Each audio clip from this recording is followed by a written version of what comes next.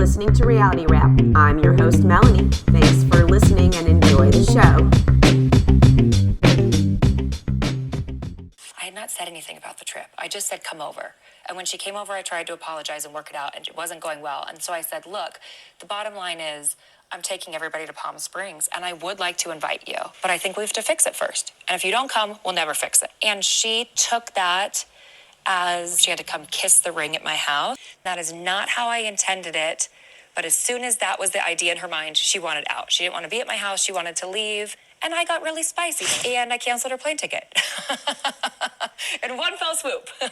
Wow. And I was frustrated because it is hard for me also to admit when I'm wrong. And I tried to, like you would a child, teach them the way, model the way. Tried to you put yourself out there to get what. Yeah. So it almost felt worse. If she is saying something she doesn't know about me, I'm a gold digger, Todd needed a prenup, I can brush that off. But when she came to my home and I made an effort and it wasn't good enough, that does hurt. That does cut deeper. I think that, quite honestly, the rest of us, because Heather is so good with her words and she's not quick to take accountability and she's very exhausting to fight with because she's so good with her words.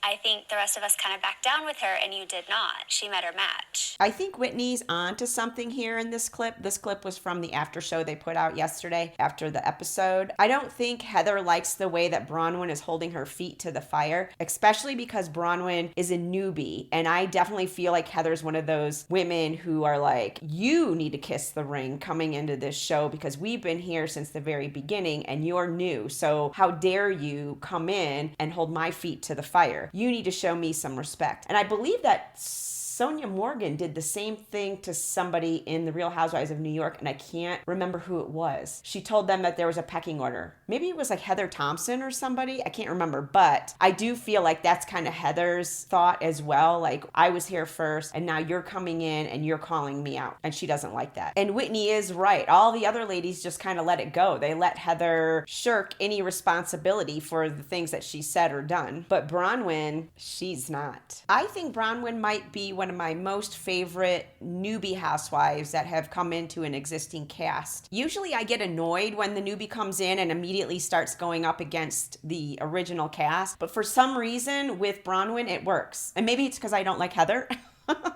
I don't know. So maybe I'm a little biased, but I don't know. I'm really liking her. All right, let's go ahead and get into the recap. So today I'm going to be recapping last night's episode of The Real Housewives of Salt Lake City, Season 5, Episode 7. We start this episode kind of on the heels of the ending of last episode. We're in the middle of this Lisa-Whitney fight. After last week's episode, I ran a poll on my Instagram asking if you believed that Whitney was telling the truth or if she was twisting the truth with this whole blogger friend of hers telling her that it was Lisa who started the Alibaba rumor. As of right now, we have 78% think that Whitney is twisting the truth, 19% believe her and say that it is Lisa, and then there's 4% who said they don't care.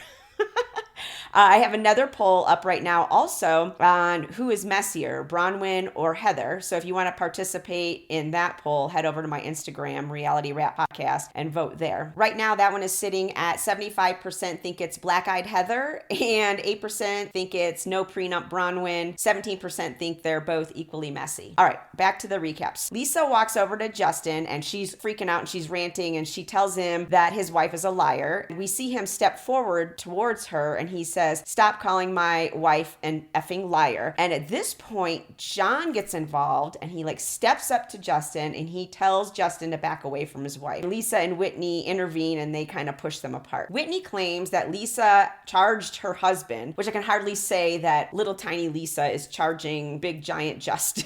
And it was kind of a odd word choice for her. Anyway, she thinks that Lisa wants to get the husbands involved. I don't think she did it on purpose to get the husbands involved. I think Lisa just couldn't control her emotions. And as we've seen her do many, many times in the past, she was just spouting off and she saw Justin. And so she was like, your wife's a liar. I don't think she concocted this whole scheme like she was going to go up to Justin and get the husbands involved. So it took the attention off of what Whitney was accusing her of. I don't think that was the case at all. She was just emotional emotional and she was ranting. Angie finally steps in to intervene and tells them, you know, you guys, my daughter is here, so let's not do this. She tells everybody to be quiet because Mary is going to do a blessing. Mary asks Whitney and Lisa to hold hands, and Lisa goes, I don't want to. Mary's like, please do. So she does, and they're over there holding hands very begrudgingly. Mary does her prayer. Once she's finished, Lisa immediately starts telling Whitney again that she didn't do it. Justin kind of leans in and asks Lisa, why do you keep calling Whitney a liar? And once again, John kind of comes in guns a-blazing, and he tells Justin to stay out of it. In Justin's defense, he was calm when he said it to Lisa. He just kind of leaned towards her and asked her why she keeps calling Whitney a liar. But once again, John comes in pretty aggressive, which is totally crazy because we have never seen an iota of any sort of aggression come out of John before. And all of a sudden, we've seen it now twice in one party. I mean, I get it, but at the same time, I'm like, all right, just calm down.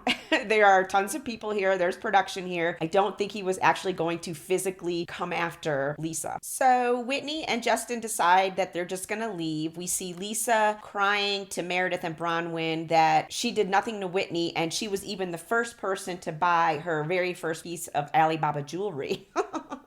And that she's just done with Whitney, and this is it. She will not be forgiving her. The next day, we see Justin at home dumping out all of Lisa's liquor. What he fails to realize is that he's already bought it. So technically, he still did support Lisa. Dumping it down the drain doesn't take that back.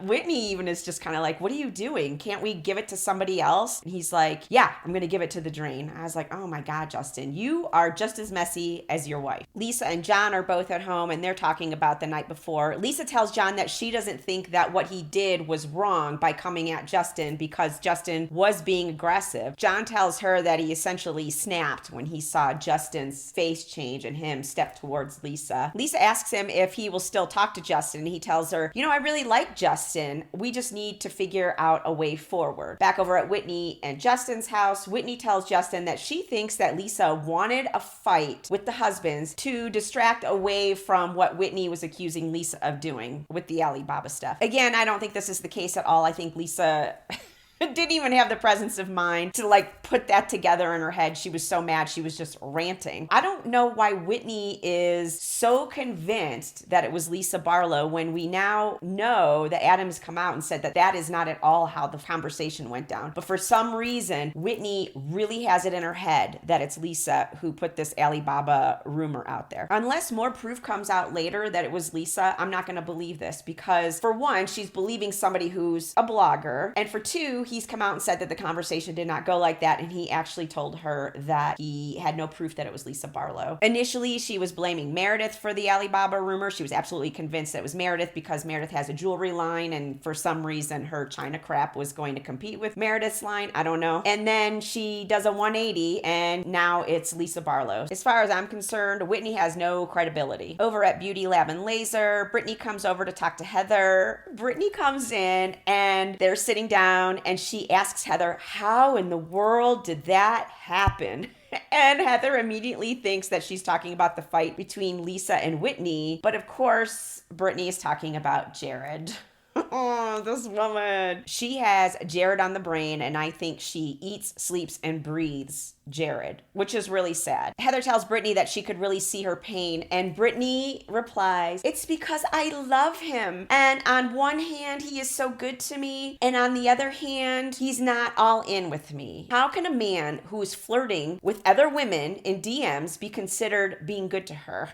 I just don't get it. Heather asks her, what happened to being single and working on your relationship with your children? I just don't want you to look crazy. And we keep having the same conversation over and over. Brittany tells her that what Heather just said to her was condescending and that she's just searching for love that she's never gotten and she feels alone. I don't want to mom shame her, but I'm about to. You have all the love that you need with your children if you just stop putting a man before them. time. I really hope that her children aren't watching this show and seeing how she's more worried about having a relationship with a man than she is working on the relationship with her children. It's super sad. Todd is back from his trip to New York. He and Bronwyn go out to lunch, and she tells us because Todd travels every week, she gets to wear a costume every time she picks him up from the airport. And we see all these crazy clips of her at the airport wearing different costumes. It's cute, and he's definitely a good sport about it. She brings up how their 10-year anniversary is coming up of when they met, and how their first date that they did together was at an Indy race in Long Beach. He set it up for her to race with Mario Andretti, and all she wanted to do was meet some guy from The Bachelor. She tells him that she wants to invite all of the ladies and their husbands to Palm Springs to another Indy race, but she's not going to invite Britani, and she's on the fence with inviting Heather. She then brings up the situation going on with Gwen and her newfound grandparents, and how Todd was upset that it came up with Lisa. And then we see the flashback of that. He tells her that Gwen's grandparents are despicable people who have never done anything for Gwen. In her talking head, Bronwyn tells us that Todd is very protective of Gwen and is like a father to her. Bronwyn tells him that when she was trying to set up this meeting with these grandparents, there were some things that felt very cold to her, and she's worried about Gwen being re-traumatized and that she's feeling angry all over again. He shuts it down pretty quick and tells her, "You know how I feel, and I'm done talking about it," which was kind of weird how he shut it down so quickly, but from the sounds of it, they had already discussed it because he said to her, "You know how I feel." And I also wonder if he doesn't want to discuss it on camera because it does involve his stepdaughter that he's very protective of. And Gwen just said to him that she's worried about Gwen being re-traumatized. So maybe he decided to shut it down right there because he's also worried about her becoming re-traumatized. I don't fault him for it whatsoever. I did see some people online who were upset that he shut down the conversation so quickly and shut her down so quickly, saying that she was just trying to express her feelings and he shut her down. But at the same time, I'm like, she's also talking about her daughter and a very sensitive subject on TV, and I think that is why he shut it down, not because he was shutting Bronwyn down. We finally get to meet one of Lisa's sisters, Denise. We find out that they come from a family of 6. John calls them while they're sitting down to lunch, and she tells him that she'll call him back. She tells her sister that she and John are codependent but complement each other really well. Denise asks how Henry is doing, and Lisa tells her that she feels like Henry's having a hard time now that his brother Jack is gone. I guess Jack's friends really included Henry in everything, and now that he's gone, he doesn't have that. Then she tells the story that broke my heart. So I guess he sent out last minute invitations for his birthday and nobody showed up, and all of the kids went to somebody else's party. This, of course, made Lisa feel guilty and that she let him down, and that is why she feels so sensitive about Angie saying that she's a bad mom. After hearing this story, it makes me feel even more sad for Henry that in that scene where John and Lisa were talking about when Angie said that Lisa lets him play video games all the time till 2 a.m. and they told that story in front of him, and now you hear this story. I feel so bad for him. I really do. And it also explains why Lisa is so offended by Angie making this comment about her parenting. Angie, Whitney, and Bronwyn all are out walking. Whitney tells them that she feels like Lisa and John owe Justin a big apology. I'm not really sure why, because Justin 100% could have not engaged with Lisa, but he did. That being said, I also don't feel like Justin owes Lisa an apology because she did come up to him and say, "Your wife is a liar." They both behaved pretty badly, so it kind of cancels out a need for an apology for either one of them, as far as I'm concerned. We do find out that John texted Justin asking to meet so they could discuss what happened, and Justin agreed and told him it sounds good. Bronwyn asks Whitney why she thinks that it was Lisa that said this stuff about the Alibaba, and she says, "Well, we narrowed it down." Angie tells her, "I don't want to believe it, but when Lisa is mad, she seeks out revenge." Bronwyn tells them that she's never seen that side of Lisa, and Whitney tells her Lisa would never treat you that way because Bronwyn has everything that Lisa wants. I'm glad that Bronwyn actually said that she'd never seen that side of Lisa before, and she was actually sticking up for her, which is ironic considering that is what Bronwyn wanted Lisa to do at the very beginning of the season when Lisa didn't stick up for her over that whole Whitney thing when they were driving in the car to Wendy's. And Heather called her out for it, and Lisa didn't stick up for her. Bronwyn Bronwyn tells them that she wants to invite everybody and their husbands to this indie race in Palm Springs, and that they're all going to be staying in the same house, but she's not going to invite Britani, and that she is on the fence with Heather because Heather likes to stir the pot. Angie tells her that Heather is only supporting Lisa, and that Heather is taking things that she said in confidence and telling Lisa before Angie has the opportunity to talk to Lisa first. While Angie is correct about Heather, Angie did do the same thing to Lisa when Lisa told her that she was upset with Whitney for talking about her on that podcast. Angie immediately ran back to Whitney and told her what Lisa said. So I like you, Angie, but I feel like you're being a little hypocritical because you essentially did the same thing. We're now over at Brittany's house, and she's having a church fireside, which I guess is a gathering of Mormons who get together outside of church. Heather and Angie both come. Angie brings a bottle of wine, and Brittany is surprised because Mormons don't drink, and to walk into a Mormon gathering with a bottle of wine is uncouth. Angie tells us in her talking head that she knows Mormons don't drink, but she knows that Brittany does. And then we see all these clips of Brittany drinking. We see them sing a hymn. Brittany's dad gets up and talks about Brittany's mom, who just recently died last year. He tells the group that after she died, he cried every day for 2 weeks because they did everything together. It was super sad and super sweet. Heather tells Angie and Brittany that Bronwyn has invited her over to her house tomorrow. Angie tells Heather, well, I think she wants to be friends with you. And I feel like Bronwyn was being really direct with me when she came to me to tell me how you, Heather, told Lisa about me commenting on her parenting, and that Bronwyn thinks that you should have come to me directly instead of going to Lisa. Heather tries to tell her that she did say something to her when she was commenting on Lisa's parenting style, and they flash back to the scene, but I don't see Heather say anything. She was just sitting there listening, and she's probably thinking, I can't wait to run back to Lisa and tell her all of this. So how do you think I felt when she said that about me? Like, where was the support from me? What do you mean? You're sitting here watching her call me a bitch and tell me to off? I don't give a Yes, you do. Don't do that to me, you f***ing bitch. Don't do that. I'm fucking mad right now. I'm pissed at you. Are you telling her? You've kind of been a shitty friend to Angie, too. Like, maybe she needs to hear that from you. I've known Heather since I was 15, and she has always wanted to sit at the cool kids' table.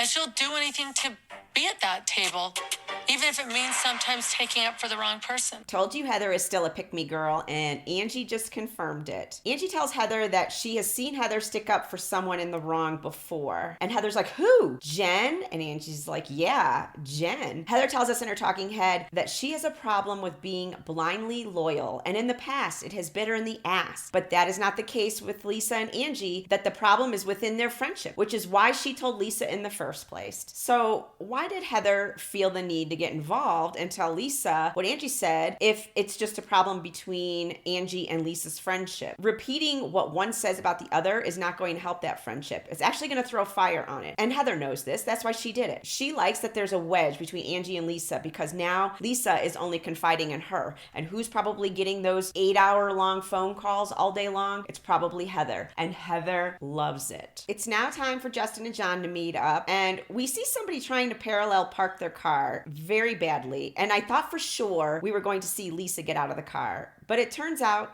to be John. I was kind of surprised that get in your face John couldn't parallel park.